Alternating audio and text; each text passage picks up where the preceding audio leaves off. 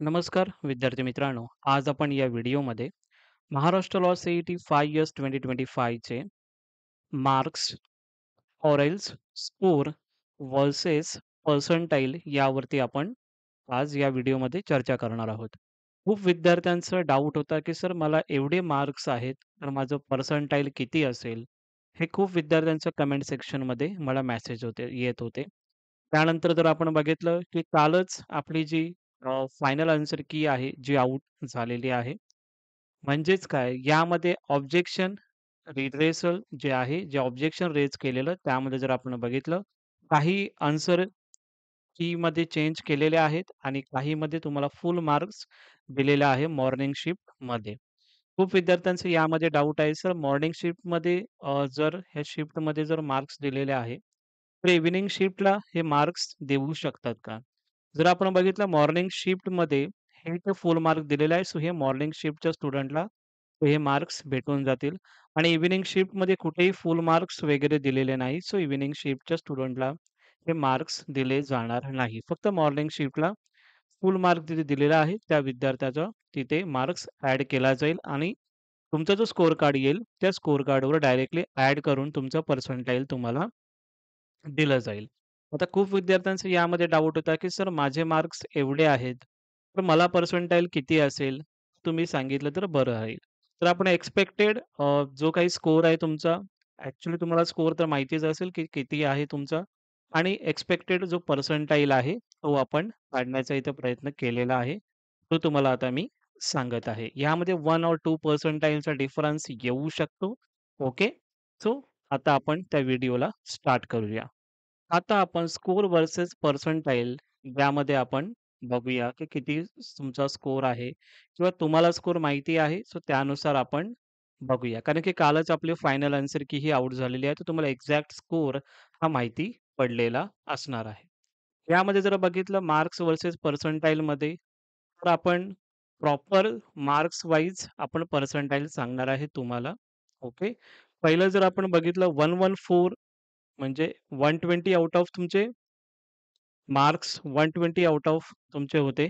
So 120 out of ज्या विद्यार्थ्यांना 114 स्कोरपेक्षा जास्त स्कोर असेल किंवा 114 पर्यंत स्कोर असेल त्यांना 100 पर्सेंटाइल भेटून जाईल.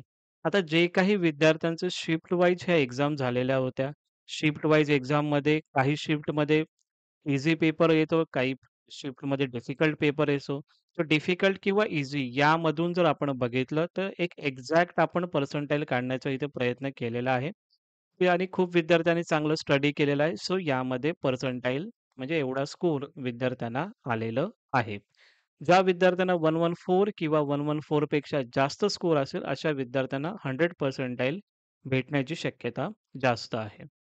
109 प्लस ज्या विद्यार्थ्यांना स्कोर असेल त्यांना 99.9 पर्सेंटाइल हा स्कोर भेटण्याचे चान्सेस जास्त आहे. ज्या विद्यार्थ्यांचं 104 प्लस किंवा 104 पर्यंत स्कोर असेल त्यांना 99.50 पर्सेंटाइल हा तुम्हाला भेटण्याचे चान्सेस जास्त आहेत. आता यामध्ये तुम्हाला इम्पोर्टंट नोट सांगतो, की आपण पर्सेंटाइलमध्ये बोलत आहोत, पर्सेंटेजमध्ये नाही. पर्सेंटेजमध्ये खूप विद्यार्थ्यांचं यामध्ये कन्फ्युजन होतं. सर पर्सेंटेज एवढे आहेत मला. सो हे पर्सेंटेज नाहीत, हे पर्सेंटाइलवरच तुमचा जो स्कोर कार्ड आहे आणि जो तुमचा रिझल्ट आहे, तो येणार आहे पर्सेंटाइल बेसवरती. सो ज्या विद्यार्थ्यांचं पर्सेंटाइल जर आपण बघितलं, 100 पर्सेंटाइलला 99 पर्सेंटाइल हा स्कोर जर 100 स्कोर असेल, तर तुम्हाला 99 पर्सेंटाइल येण्याची शक्यता जास्त आहे. या रेंजमध्ये जर जे विद्यार्थी असतील, त्या विद्यार्थ्यांना जी-एल-सी, आय-एल-एस हे टॉपचे कॉलेजेस भेटण्याचे खूप चान्सेस जास्त आहेत. सो या पर्सेंटाइलमध्ये जर तुम्ही असाल, तर तुम्ही टेन्शन घ्यायचं काहीही रिझन नाहीये. तुम्हाला जी-एल-एस किंवा आय-एल-एस हे टॉपचे कॉलेजेस तुम्हाला भेटणार आहेत. नेक्स्ट जर आपण बघितलं, की 95 मार्क्ससाठी 98 पर्सेंटाइल भेटू शकतं आणि 90 मार्क्ससाठी 97 पर्सेंटाइल हे भेटू शकतं. आता 98 पर्सेंटाइल पर्यंत किंवा 97 पर्सेंटाइल पर्यंत पण आपण यामध्ये अपेक्षा करू शकतो, की जी-एल-सी आणि आय-एल-एस आपल्याला भेटण्याचे चान्सेस असू शकतात.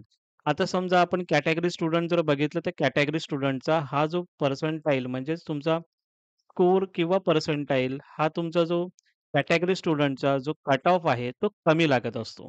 मग ओ-एम-एस स्टुडंटला थोडा कट ऑफ जास्त लागत असेल, पण बाकी कॅटेगरी स्टुडंटला हा जो कट ऑफ आहे, हा कमी लागला जातो. सो कॅटेगरी वाईज हा डिफरंट पर्सेंटाइल असू शकतो. बट ओव्हरऑल तुम्हाला पर्सेंटाइल इथे देण्याचा मी प्रयत्न केलेला आहे.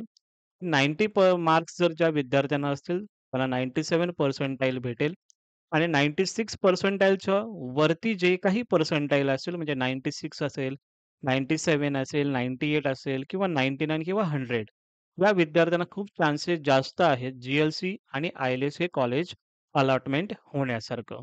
ओके.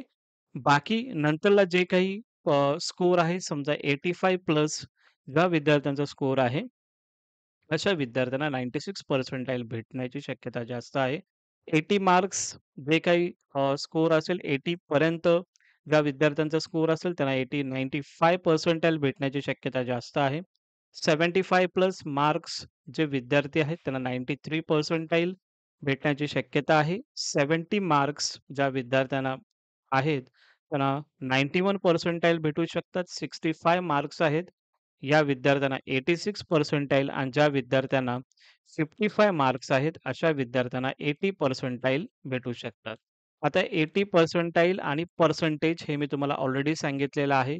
पर्सेंटेजमध्ये आपला रिझल्ट लागत नाही. सो बारकाईने त्यावरती लक्ष द्या.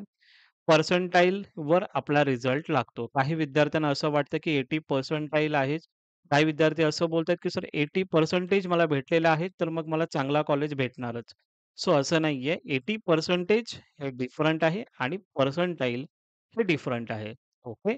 सो 55 प्लस मार्क्स जर तुम्हाला असतील, तर 80 पर्सेंटाइल हे तुम्हाला भेटणार आहेत आणि ज्या विद्यार्थ्यांचं 50 प्लस किंवा 50 पर्यंत मार्क्स असतील, त्या विद्यार्थ्यांना 75 पर्सेंटाइल हे तुम्हाला भेटणार आहे.